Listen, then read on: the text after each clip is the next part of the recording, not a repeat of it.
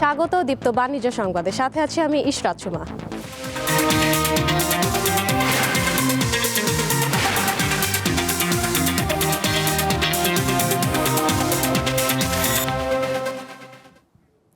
শরিয়া ভিত্তিক কার্যক্রম শুরুর প্রস্তুতি নিচ্ছে প্রবাসী কল্যাণ ব্যাংক। তবে এখনও বাংলাদেশ ব্যাংকে আবেদন করেনি তারা। কেন্দ্রীয় ব্যাংক বলছে প্রবাসী কল্যাণ ব্যাংক আবেদন করলে তা যাচাই বাছাই করা হবে। সব নিয়ম মানলে শরিয়া ভিত্তিক ব্যাংকিংয়ের আওতায় আলাদা ইসলামী ব্যাংকিং ব্রাঞ্চ চালু করতে পারবে তারা। প্রবাসী কল্যাণ ব্যাংক হল প্রবাসীদের সার্বিক কল্যাণের লক্ষ্যে বাংলাদেশ সরকার গঠিত একটি বিশেষায়িত ব্যাংক। এটি মূলত বিদেশগামী কর্মীদের অভিবাসন ঋণ এবং বিদেশ ফেরত কর্মীদের পুনর্বাসন ঋণ প্রদান করে থাকে। সম্প্রতি আইন উপদেষ্টা ডক্টর আসিফ নজরুলের ফেসবুক পোস্টে বলা হয়, অচিরেই প্রবাসী কল্যাণ ব্যাংক থেকে শরিয়াভিত্তিক ঋণ বিতরণ কার্যক্রম শুরু হতে যাচ্ছে। এদিকে কেন্দ্রীয় ব্যাংক প্রবাসী কল্যাণ ব্যাংকের নতুন শরিয়াভিত্তিক কার্যক্রমকে স্বাগত জানিয়েছে।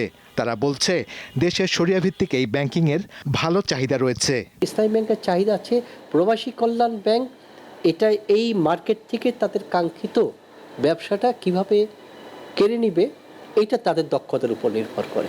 তারা একটা ইসলামিক উইন্ডো ওপেন করতে চায়, এই ব্যাপারে বাংলাদেশ ব্যাংকের কাছে আবেদন করবে। এই ক্ষেত্রে হয়তোবা তারা বলবে যে একটা দুইটা ব্রাঞ্চ করে দেবে, এই দুইটা ব্রাঞ্চ ডেডিকেটেডভাবে ইসলামী ব্যাংকিং ব্রাঞ্চ হবে, অথবা নিয়মিত ব্যাংকের মধ্যেও ডেস্ক আলাদা করে দিতে পারে যে ওই ডেস্কে শুধু ইসলামী ব্যাংকিং কার্যক্রম হবে।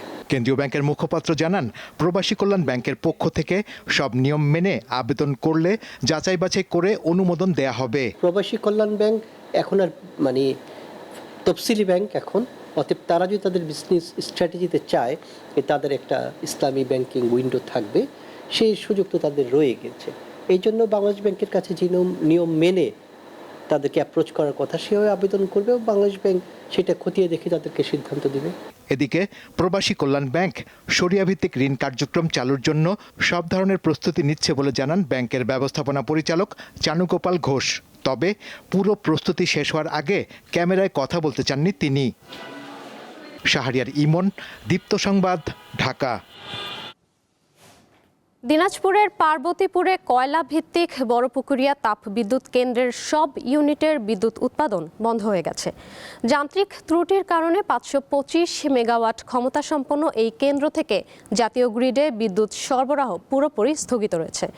সকালে তাপবিদ্যুৎ কেন্দ্রের প্রধান প্রকৌশলী আবু বক্কর সিদ্দিকী বিদ্যুৎ কেন্দ্রের সব কয়টি ইউনিট বিদ্যুৎ উৎপাদন বন্ধ হয়েছে সংবাদটি নিশ্চিত করে বলেন, গত রোববার বেলা 12:15টায় 125 মেগাওয়াট ক্ষমতা সম্পন্ন প্রথম ইউনিট বন্ধ করা হয়।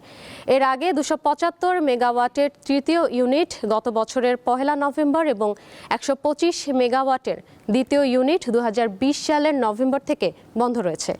কেন্দ্র কর্তৃপক্ষ জানায়, প্রথম ইউনিটের বয়লারের টিউব ফেটে যাওয়ায় উৎপাদন বন্ধ রাখতে হয়েছে। বয়লার ঠান্ডা হলে মেরামত শুরু হবে। যন্ত্রাংশ এলে মেরামত শেষে উৎপাদন শুরু করা সম্ভব হবে। চীনা ঠিকাদারি প্রতিষ্ঠানের যন্ত্রাংশ বিলম্বে তৃতীয় ইউনিটের কাজও পিছিয়েছে বলে জানান এই কর্মকর্তা। আগামী মার্চে উৎপাদনে ফেরার সম্ভাবনা রয়েছে বলেও জানান তিনি।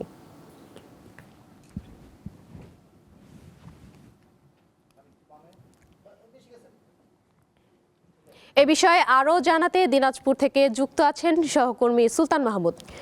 সুলতান, বড়পুকুরিয়া বিদ্যুৎ কেন্দ্রের উৎপাদন বন্ধ হওয়ায় লোডশেডিংয়ে কোনো প্রভাব পড়েছে কিনা, আর কেন্দ্রটি কবে নাগাদ চালু হবে, কর্তৃপক্ষ কি বলছে এ বিষয়ে?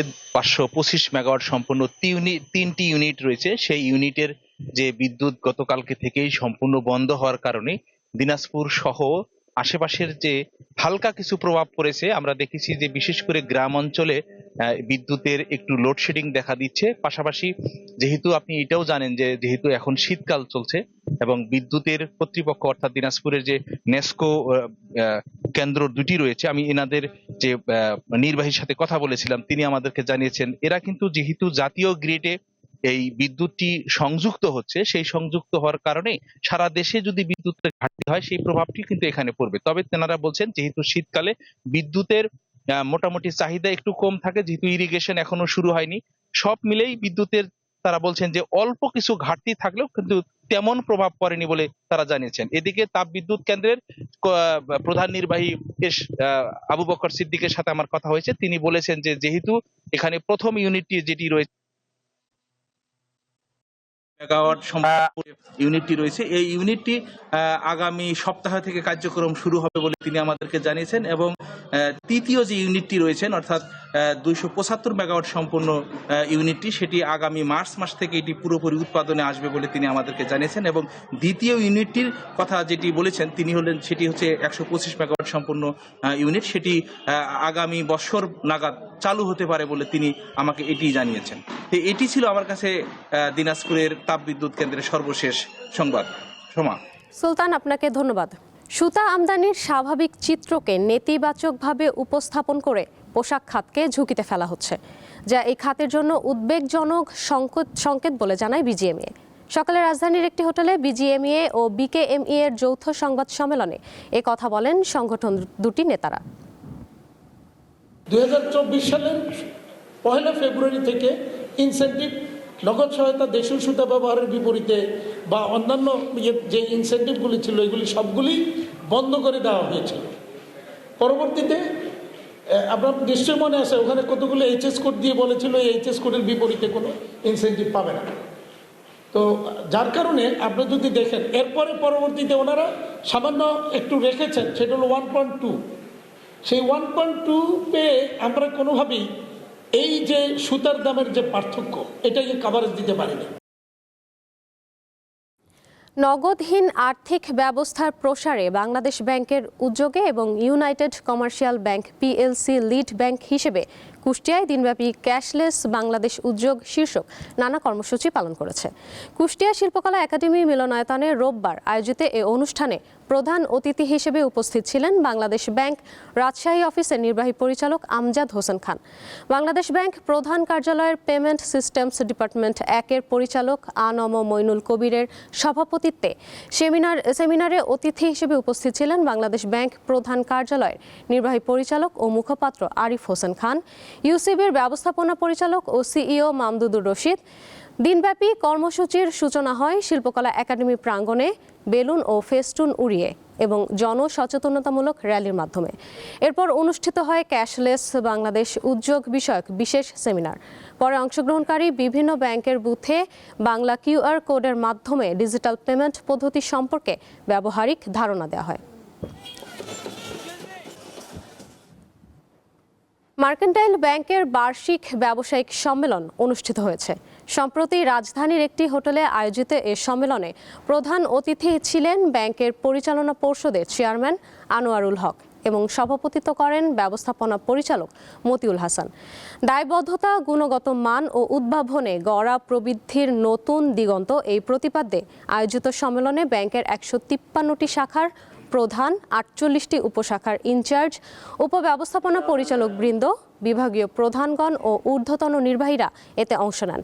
ব্যাংকের ব্যবস্থাপনা পরিচালক মতিউল হাসান 2026 সালে ব্যাংকের ব্যবসায়িক লক্ষ্য অর্জনে করণীয় সম্পর্কে গুরুত্বপূর্ণ দিক নির্দেশনা দেন। একই সাথে তিনি কৃষি ও এসএমই ঋণের প্রবৃদ্ধি বাড়াতে আহ্বান জানান। পারফরম্যান্স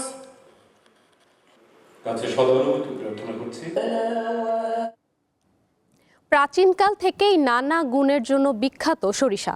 কম খরচে চাষ করা যায় এবং মাটির উর্বরতা ও বোরো ধানের জন্য সার হিসেবে কাজ করার পাশাপাশি সরিষা থেকে তেল, মধু, খৈল ও জ্বালানি কৃষককে এনে দিচ্ছে বাড়তি মুনাফা। তাই সাতক্ষীরায় দিন দিন বাড়ছে সরিষার চাষ। দিগন্ত বিস্তৃত মাঠই জানান দিচ্ছে ব্যস্ত সময় পার করছেন মৌচাষিরা। সাতক্ষীরা সদরের আলিপুর, দাঁতভাঙা বিল, কলারোয়া, কালীগঞ্জ, দেবহাটা সহ জেলার বিভিন্ন জায়গার চিত্র একই। সরিষা ক্ষেতে মৌমাছির বাক্স বসানো হয়েছে, এতে সরিষাও খুব ভালো হয়েছে। মধুর নির্দিষ্ট প্রসেসিং করে গ্রেড করা হয়। গত বছরের তুলনায় এবার 2500 হেক্টরের বেশি জমিতে সরিষা আবাদ হয়েছে। জেলায় মৌ বক্স বসানো হয়েছে 7190টি, আর প্রতি কেজি মধু বিক্রি হচ্ছে 400 টাকায়। পড়ালেখার পাশাপাশি এই মোশাররফ ভাইয়ের এখানে এই যে মধুর খামারটা আছে এখানে কাজ করি। আমাদের উৎপাদিত মধু বাইরে রপ্তানির মাধ্যমে ফরেন মানি আসবে, পরিবেশের ভারসাম্য রক্ষা হবে, ঔষধি গুণসম্পন্ন খাঁটি মধু উৎপাদন হবে। শুধুমাত্র স্বাদের জন্যই নয়, সরিষায় রয়েছে অসাধারণ পুষ্টিগুণ।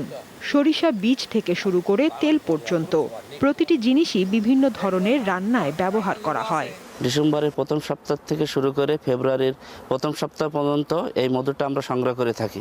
এখানে মধুগুলো সম্পূর্ণটা ভেজাল মুক্ত মধু। বিগত বছর এর আবাদ হয়েছিল 17,531 হেক্টর জমিতে, এবার সেটা বেড়ে দাঁড়িয়েছে 18,275 হেক্টর। জেলায় এবছর 70 মেট্রিক টন মধু সংগ্রহ হবে বলে আশা কৃষি সম্প্রসারণ অধিদপ্তরের। সাদিয়া চৌধুরী, দীপ্ত বার্তাকক্ষ। এই ছিল এখনকার দীপ্ত বাণিজ্য সংবাদে। এরপর দীপ্ত আন্তর্জাতিক সংবাদ দেখার আমন্ত্রণ রইল। সাথে থাকার জন্য ধন্যবাদ।